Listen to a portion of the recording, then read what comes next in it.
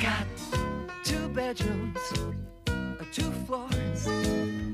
One's ours and one's yours. And though there's not much space, it's such a nice place. The minute that we saw it, we knew. We got 2 up, 2 down. We found ourselves a place in the heart of town. We got 2 up, 2 down. 2 up, 2 down.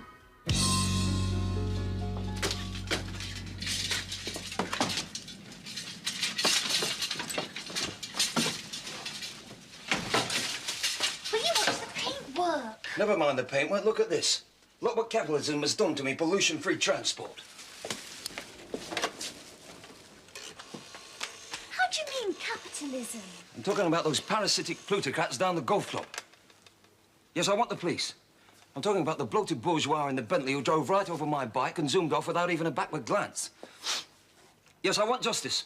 I want a full-scale manhunt. What? Oh, 32 Appleby Drive.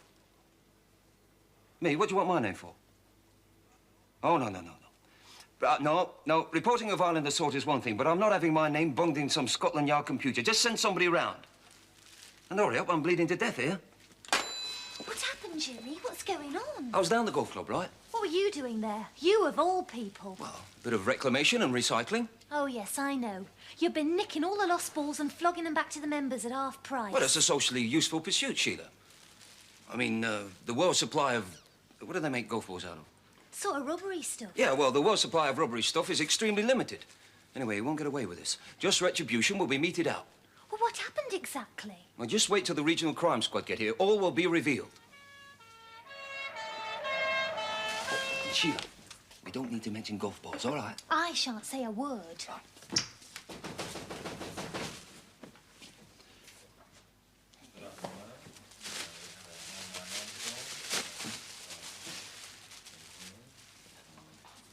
you like to come through? Straight through there. Are those your golf balls? No. Well, actually, yes. Possibly. You got here very quick. I was informed that this was an emergency. Person or persons was stated to be hemorrhaging severely. Typical police distortion, that. I was hardly scratched. Now, look. This is the crucial piece of evidence. What do you make of that, then, eh? Is this your bicycle? Look, I'm not into owning things. It doesn't matter whose bicycle it happens to be. It could be anybody's bicycle. It could be anybody's golf balls. I happen to believe that property is theft. You weren't going to mention the golf balls. Well, if it's not your bicycle, whose is it? Look, never mind whose it is. Look what's happened to it. Name. It hasn't got one. Jimmy Ryan. His name's Jimmy Ryan. Oh, and I'm Sheila Weaving. Mrs. I prefer to be known in court as Victim X. Ryan James. Do you wish to make a statement, Ryan? Yes. Now then, the man you want is in his late 50s, medium height, florid complexion, thin in hair. Are you writing this down? Not yet. Ah, you prefer to construct an identikit, right. Well, he's got very distinctive ears. We can probably make the late editions if we get cracking. Just tell me what happened. Yeah, just tell him what happened, Jimmy, in your own words. Not my words, Hugh. Words don't belong to people. They're common property to be used by anyone. The thing about words is that... What happened? Well, I was standing outside the golf club with my bike. Well, that is to say, with this bike. A car pulls out the car park, a Bentley. The man driving was in his late 50s, medium height, florid complexion. Just tell me what transpired. Oh, and then we'll do the identikit, right. Well, the car is pulling out of the car park. I said, excuse me, you look very rich. Would you like to buy some golf balls? Are those the golf balls? We weren't going to mention the golf balls. Well, the golf balls aren't important. The thing is, he completely ignored this invitation and drove right over my front wheel. Well, you shouldn't have parked in his path. Well, how else was I going to slow him down so I could sell him my golf balls? Ah, so these are your golf balls. Well, I think you're in the wrong. I'm sorry, Jimmy. I'm putting you down as no action required. What do you mean? I mean that I'm not going to report you as a malicious call. And I'll overlook the golf balls since they've not been officially reported stolen. Well, that's very kind of you, officer. Would you like a cup of tea? Have you nothing stronger? I could use 2 tea bags. Not while I'm on duty. What about this? Well, I suggest you take it up with your insurance company, sir.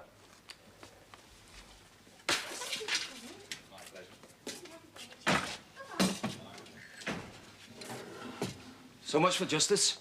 So much for the rights of the individual. There's a conspiracy involved here. That paramilitary nerk knew exactly who I was talking about. Did you see the flicker of recognition in his eyes when I mentioned the Bentley and the distinctive ears? A lot of people drive a Bentley. Stan's boss drives a Bentley. Ah, but has he got distinctive ears? Very. Well, never mind, he knew. The fix is in. Protection has been bought, sought, and paid for. Well, this is it, Sheila. I'm going to expose the whole sinister spider's web of bribery and corruption in the local press. I thought you didn't believe in the newspapers. What, the local underground press? I don't think we've got any underground papers round here. Then me and Flo will have to start one, won't we?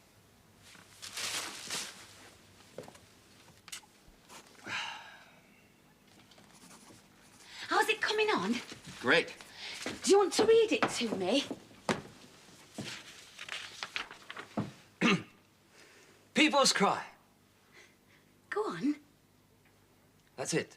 People's Cry. What's that? The name of the paper. Brotherhood News? How about the Daily Mirror? Getting warmer. We want something that reflects an offbeat, irreverent, anarchistic approach. What about How would you spell it? a PH, TH, PH, TH? I think it would detract from the seriousness of the venture, Jimmy. Well, we're going to have cartoons and jokes, Flo. Yes, but only cartoons and jokes with a purpose. We don't want people laughing at them. Ah, Stanley. Stanley, how do you write? Well, you write it raspberry. That's it. Great title. Raspberry. Defiant. Vulgar even. With a hint of growth, of ripeness, of vegetarian self-sufficiency. I am not going to stand on street corners and say, can I interest you in a... But can I interest you in raspberry? Now, that's more like it. Can I interest you in giving us our radio back, please? Look, Stan, if raspberry is going to be a byword for well-informed and reliable reporting, then we've got to listen to the so-called distorted news propaganda so we can find out what's going on. Then when we know what's going on, we can tell our readers the true story. But if we haven't got a radio to listen to, then we won't have any lies to expose, will we? We can make them up. Yeah, we can make them up, Jimmy. Look, he only wants the radio so he can listen to the Archers. And Desert Darling discs. Besides, I haven't finished paying for it yet. It's a very good model. I don't want it tampered with. Possessions, your old possessions, Stanley. New barometer in the hall, plastic potted plant holders. I'm trying to make the house into a home. What we've got left of it. You don't even talk to your plants, though, Stan. They look so forlorn sitting in their little wire baskets. I read some poetry to them yesterday and they perked up no end. I suppose it was some of your subversive trash. Not content with indoctrinating me budgie, now trying to turn our Gloxinas against us. It was politically neutral, Stanley. I didn't think Gloxinias could grasp ideology, so I kept it very simple. It's called Ode to a Small Plant. Very nice, Flo. Now, about the radio. Don't worry, little plant, growing in the soil. I will not let the green fly your perfect beauty spoil. There's more. I thought you didn't believe in killing little flies. It's poetic license. Carry on, Flo. Here comes the gentle sparrow, flying round the lawn. He will not hurt you, little plant. Don't look so forlorn. Great, Flo, great. Yeah, great. I've got them all written down in an exercise book if you'd like to hear some more. Another time, perhaps, right? There's one about sandflies. Really? Sandflies are so tiny, it makes me wonder whether God knows of their existence. They're not made of shell or feather. I thought you didn't believe in God, as such. It's... poetic license. Jimmy- Sandflies can't do anything except hide on the beach. They can't do acrobatics or write or paint or teach. There's a lot of truth in that, Flo. I did not come to listen to poetry or prose. Neither. I only came to repossess my radio receiver. Boom.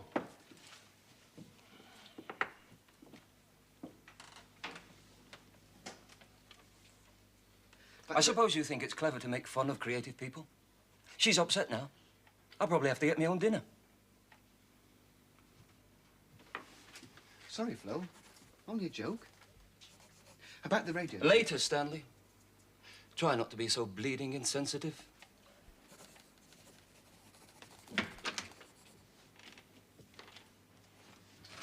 What do you think of this, Stan? It's to win a Caravanetto cash equivalent. Listen. When me ankles swell and me thighs throb rotten, Thornwood's elastic hose are not forgotten. Oh, don't you flipping well start. I'm rather pleased with it myself. You haven't got swollen ankles or throbbing thighs. Yeah, well, it's sort of... Poetic licence. yeah. Only I can't decide whether shoes F go with knees B or D. What do you think? Knees B. Knees B. Did you get the radio? You went up expressly for that very purpose. I wanted that radio for this afternoon. I've written in with a request for me mum. I was going to ask for a favourite. She wore red feathers and a hula-hula skirt, but I couldn't fit it all on the postcard, what with a name and address and everything. So I just put down anything by Mario Lanza. She likes it. She always said he reminded her of me Auntie Elsie. Well, if you want the radio, you go and get it in the best of luck. OK. I'll take the me cookery column while I'm at it. Now then, while I'm gone, you decide whether knees C are the red herring you've been warned to watch out for. I have not got time, Sheil. I've got to work out the pairings for the Inter-Supermarket Darts League. Oh, I see. Darts is more important than matching knees and shoes for a caravanette or cash equivalent. As a matter of fact, yes. Look, Flo, I don't know whether we could find an astrologer specialising in animals. Coriander could do it. She's very good on cats. She took one look at Vanzetti and said, typical Pisces. Pisces is the sign of the fish, love. I know that. You know that. He's just very confused. He can't understand why he's covered in fur instead of fins and so forth. I mean, if he's a subconscious fish, it would explain quite a lot. Like why he keeps climbing in the bath. Look, Flo, we haven't got the space to do your future in the stars for cats, guinea pigs, weevils, goats, horses. We could just make the comments very general. Sort of, this week you can expect to eat from time to time. Unless you're hibernating at the moment, in which case you'll be getting a lot of sleep. Well, perhaps we could leave out the horses, love. What about our rural readers? Farm labourers, gypsies, ploughboys? I was forgetting about the ploughboys. Astrology could be crucial there. How about if we ignore the weevils? I mean, they're a bit small to have birth signs, aren't they? I shouldn't think there's much difference between a Sagittarius weevil and a Scorpio weevil when it comes to their prospects for the coming week. You don't know till you cast their full horoscope. Well, look, can't we just have an alternative vets column? You know, teacher taught us to meditate, that kind of thing. Oh, that as well, Jimmy. I've brought me cookery column. We'll let you know, love. Aren't you going to read it? It's very good. It's called Winning Ways with Offal. What you can achieve with an ox tongue and a few kidneys. I think I'm going to be sick. Yeah, I don't think it's quite in keeping with the style of the paper shield. Sorry and all that. Oh, while you're here, I wanted to ask you about the garden shed. What about the shed? I suppose you want to use it as a refuge for homeless bees. Good idea, but no. We wanted it for Natasha Elphinstone Institute. Yes, I can see the name Natasha Elphinstone means nothing to you. One of the great pioneers in education. The first one to realise that traditional teaching methods were completely wrong. She got a group of 12-year-olds working entirely with beads and string. The results were amazing. Don't tell me. They all got little beads stuck up their noses. That in itself would be a valid act of bodily exploration, Sheila. Then she got another group working outdoors with twigs and gravel. Anyway, some of us were hoping to start a small local free school based on the Elphinstone principles. We've already collected a considerable number of melon pips for stringing or anything else they want to do with them. About the radio. Our radio.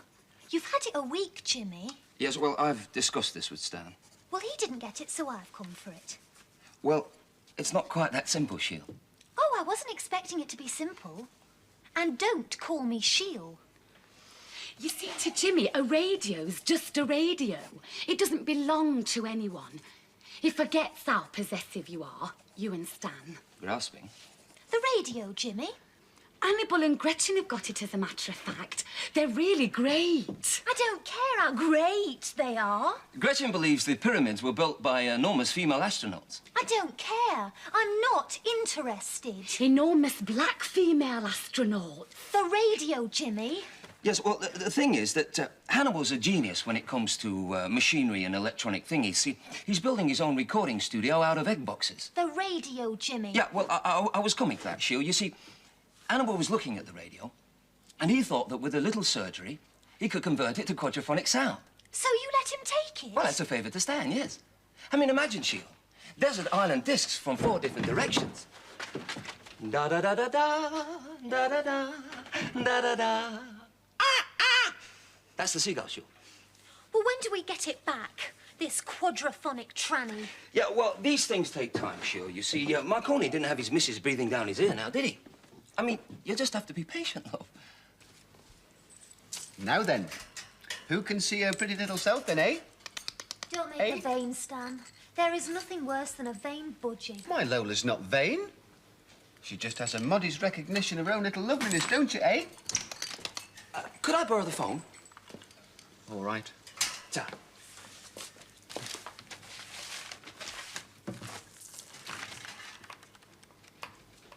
What you doing?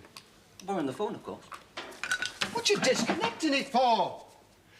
Well, I just thought I'd run a bit of extra wire through the ceiling so we could have it in the editor's office. But that's post office property. You're not allowed to tamper with it. Oh, he's not bothered. He's already got a mate ripping up our wireless. He's taken over the garden shed. You mean the Natasha Elphinstone Institute? Oh, I'm going to look daft when Mr. Pargeter next door has to borrow my lawnmower. Oh, of course, Mr. Pargeter. It's in the Natasha Elphinstone Institute. Well, the neighbours think we're mad anyway. Ever since Flo pegged up that seaweed on the washing line. Well, could I use the phone to make a call? Well, I suppose so, as long as it's not to Cuba. Thanks. Have you still got that Kiddie's printing set?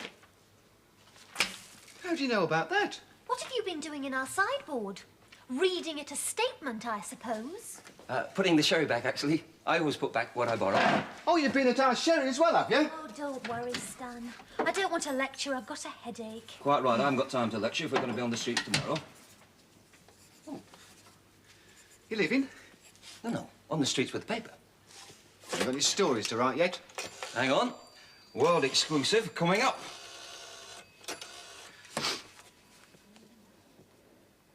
Hello. Hello, is that the golf club? Yes. I seem to have picked up the wrong set of golf clubs by mistake. Yes, I rather think they belong to the chap who drives the maroon Bentley.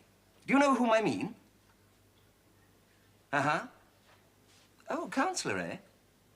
Could you give me his address? Ridge Road. Thanks awfully. Toodaloo. That's it then. Council corruption up to the highest level.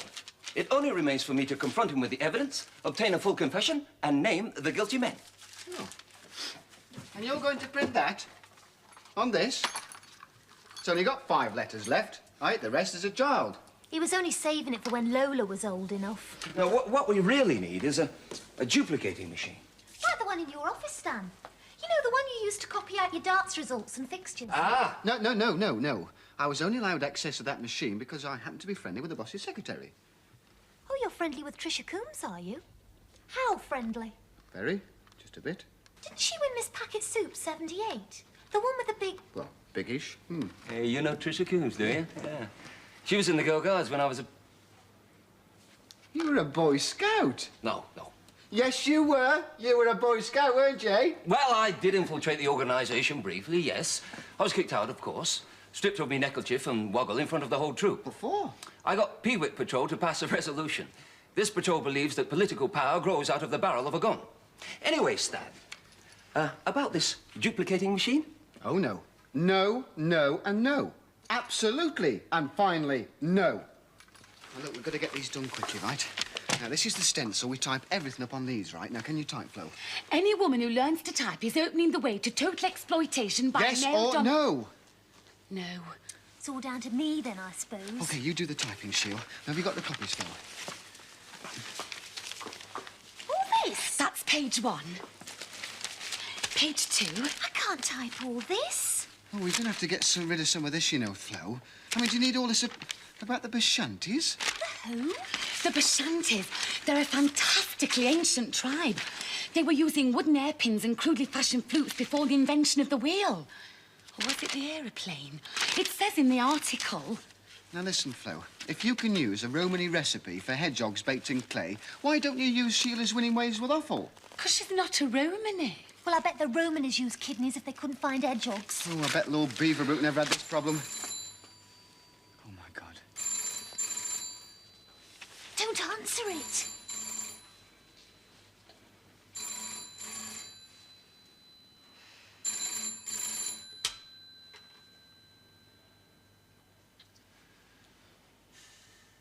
All right. Yes. OK. It was Jimmy. He said, hold the front page. Look, lad, in the first place, you shouldn't have been trespassing on private property. Listen, so-called Councillor Foley. I've been digging into your background. Are you or are you not, think carefully before you answer this, are you or are you not a member of the council? Well, of course I'm a member of the council, lad. How else do you think I come to be called councillor? Ah, you see, it all fits. The council's in charge of the police, and it was the police that masterminded the cover-up. What on earth are you talking about? What cover-up? I knew that copper was bent when he just stood there sucking his mint imperial and refused to issue an identikit picture of the suspect, namely you.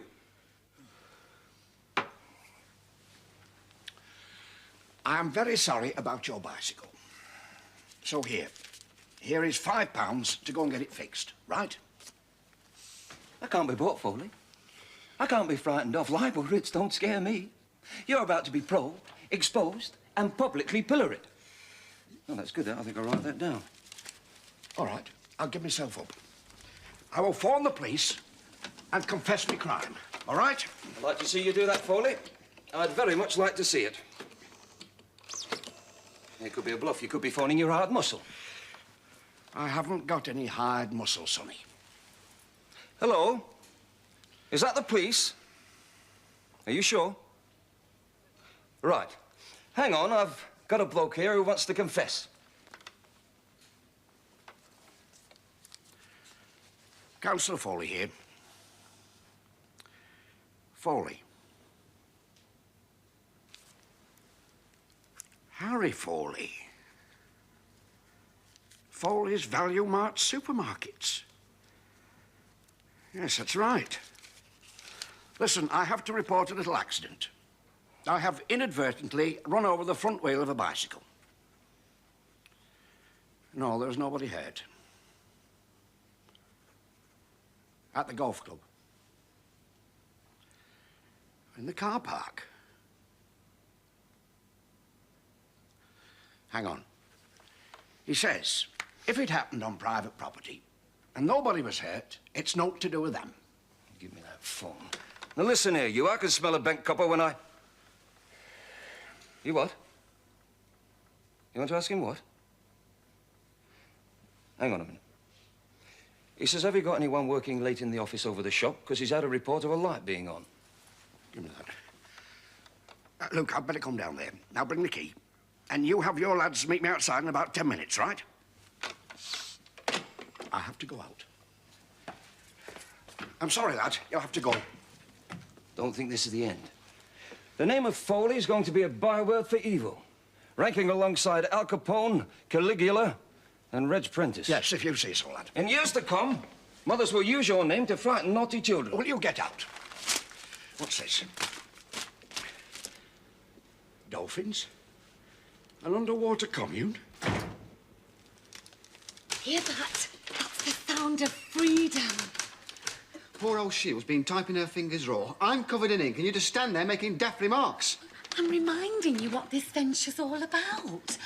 I represent the essential spirit of Raspberry. Where are you up to now? Kiddie's Corner. All right. Now, across the top, we want fairy stories for the liberated toddler, OK? And then put capital letters, Josephine the Giant Killer. Josephine the Giant Killer? Whose idea was that? Oh, that was Maud from the Women's Workshop. She sent in loads of them. Look, Cinderella and the Wages for Housework campaign. We've got a great version of Sleeping Beauty. It's about this 18-year-old girl with acne. One day, while out wandering through the council estate where she lives, she gets run over by a juggernaut. What's that got to do with Sleeping Beauty? What about the bad fairy and the spindle and all that? Oh, well, you see, she falls into a deep coma. And after ages and ages, she's revived by being pricked on the finger by an ugly old woman who turns out to be a world-famous acupuncture specialist. Yeah, and they all live happily ever after, I suppose. Happiness is a bourgeois concept, Stanley. They all live creatively and meaningfully ever after. Yes. Is this supposed to be Little Miss Muffet? Little Miss Muffet? It's the liberated nursery rhyme. Little Miss Muffet sat on a tuffet, eating her curds and whey. There came a big spider and sat down beside her. Sod off, spider, said little Miss Muffet. Well, we thought we'd have that because it's a bit better than usual. Shh, someone come up the stairs. Right, stay where you are. They've come to suppress us. Eat the copy, Sheila. Don't let it be seen. I can't eat the copy without eating the original as well. Copy's a newspaper expression. It just means the written material. Well, I can't eat that. It's not been corrected.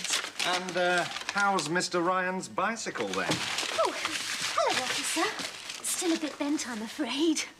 This is my husband, Stanley. And this is my friend, Flo. Were you looking for Jimmy? It would have been nice to get the whole gang, yes. However, you are not obliged to say anything, but I must warn you that... Excuse me a sec. Officer, there's obviously some mistake. Oh, dear, oh, dear. That line went out with Dixon of Dock Green, old son. No, I work here. Oh, I see. What we call an inside job, then, eh? Well, for most of the time, yes. Except when I have to supervise unloading in the backyard over there. You can take the proverbial sunshine. I've already got your old lady here computer indexed under golf balls receiving suspicion of... Well, she doesn't play golf. I mean, none of us plays golf. A very damaging admission, if I may say so. It's safe to come in now, Mr. Foley. This man claims to work here. Stanley Weaving, yes. He's my under manager. What is going on, Mr. Weaving? Well, Mr. Foley, as you can see, I'm using the office duplicator. Liberating it. Borrowing the duplicator. I'm putting in a bit of unpaid overtime. Doing what? Yes. Printing leaflets. Advertising leaflets for the for your supermarket. You know, listing this week's big value bargains like Threatened soft tomato sauce, that kind of thing. My wife Sheila over there, she's doing the typing, and our friend here, close friend Flo, she's advising on layout. Yes. I mean, we want to deliver one to every household in the area. I mean, I want to get on, Mr. Foley. Well, it seems a bit strange, lad, but nonetheless welcome. I do like to see some enthusiasm for the job. Don't let me stop you. Come on, Constable. I'll see Mr. Peabody first thing in the morning about the distribution. Right, thank you. No action required.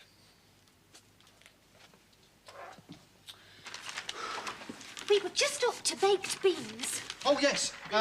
Also, raspberry jam, 12-ounce jar, 29 pence. Our price... It's a sellout, that's what it is. Oh, great slogan, Flo. On the top of each leaflet, put, it's a sellout. Sordid tentacles of corruption. Did you hold the front page? You could say that, yes. Well, how far did you get?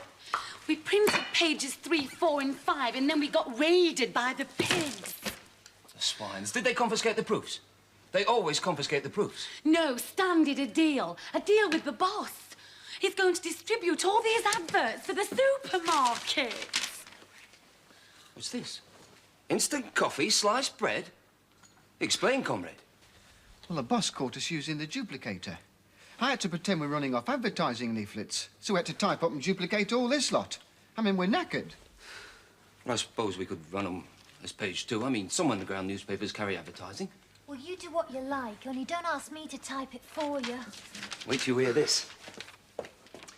The evil Foley and his sordid tentacles of corruption. And that's just the headline. Evil who? You can't print that. Why not? Because of the first principle of newspaper publishing, that's why. Oh, yeah? What's that? Never not the advertisers.